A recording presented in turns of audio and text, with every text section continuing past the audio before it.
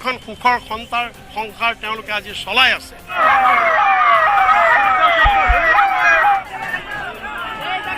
ৰাজ্যবাসীৰ বাবে আমাৰ প্ৰথমটো খবৰে বহুতে গুৰুত্বপূৰ্ণ খবৰ, কাৰণ মুখ্যমন্ত্ৰী হিমন্ত বিশ্ব শৰ্মাই বাল্য বিবাহৰ বিৰুদ্ধে পুনৰ ডাঙৰ হুংকাৰ প্ৰদান কৰিছে ৰাজ্যবাসীক। সবিশেষ জনাইছোঁ, ভিডিঅ'টো স্কিপ নকৰাকৈ শেষলৈকে চাব। লাখ লাখ ছোৱালীক বাল্য বিবাহৰ পৰা বচাবলৈ এটা প্ৰজন্মই কষ্ট পাবই লাগিব, এই মন্তব্য মুখ্যমন্ত্ৰী হিমন্ত বিশ্ব শৰ্মাৰ। ইয়াত কোনো সহানুভূতিৰ কথা নাই। মোক সহানুভূতিশীল বাতৰিয়ে প্ৰভাৱিত কৰিব নোৱাৰে বুলি মুখ্যমন্ত্ৰী হিমন্ত বিশ্ব শৰ্মাই কৰিছে মন্তব্য। বাল্য বিবাহ অসমত বন্ধ হ'বই লাগিব। কাৰোবাৰ কোলাত কেঁচুৱা থাকিলে বুলিয়াই গিৰিয়েকজনে যদি দৰ্শন কৰে আইনে এৰি দিব নেকি? এনে প্ৰশ্ন মুখ্যমন্ত্ৰী হিমন্ত বিশ্ব শৰ্মাৰ। ছোৱালীজনী আৰ্থিক অৱস্থাৰ সন্মুখীন হ'লে আমি সহায় কৰিম।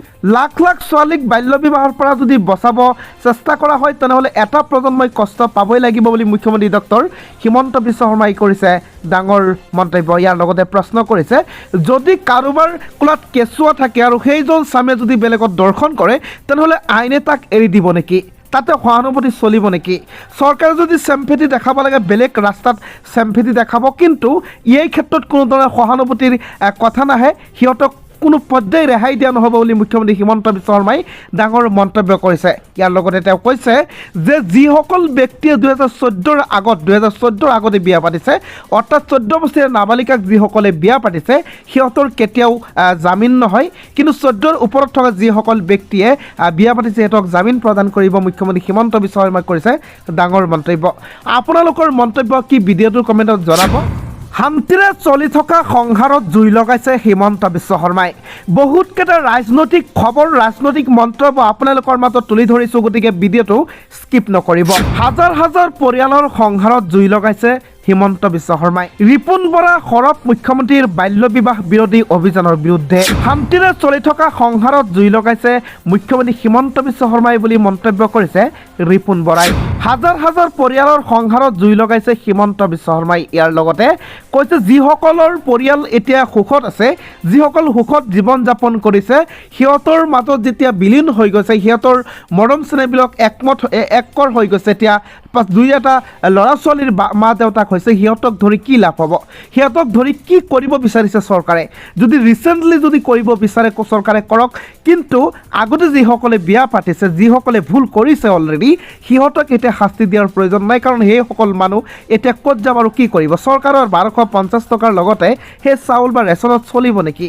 নিজৰ সৰু ল'ৰা ছোৱালীবিলাকে নিজৰ পিতৃক নোহোৱাকৈ থাকিব পাৰিব নেকি? এনেবোৰ বহুতকেইটা প্ৰশ্ন ৰিপুণ বৰাই কৰিছে মুখ্যমন্ত্ৰী হিমন্ত বিশ্ব শৰ্মাই। এতিয়া ৰিপুণ বৰাৰ লগত আপোনাৰ মতামত ভিডিঅ'টো কমেণ্টত জনাব আগবাঢ়িছোঁ পৰৱৰ্তী গুৰুত্বপূৰ্ণ খবৰ ফালে।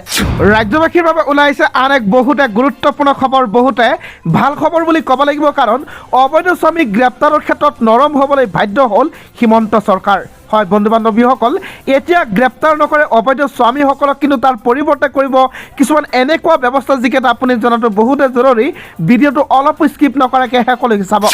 এতিয়াৰ পৰা পঞ্চায়তে গ্ৰেপ্তাৰ নকৰে অবৈধ স্বামীক, ইয়াৰ পৰিৱৰ্তে পিতৃ মাতৃলৈ নটিচ পঠিয়াব অসম চৰকাৰে। 14 বছৰৰ ওপৰৰ ছোৱালী বিয়া কৰোৱাসকলে পাব জামিন, 14 বছৰৰ তলৰ ছোৱালী বিয়া কৰোৱা সকলোহে বিপদ হ'ব বুলি মুখ্যমন্ত্ৰী হিমন্ত বিশ্ব শৰ্মাই কৰিছে ডাঙৰ মন্তব্য।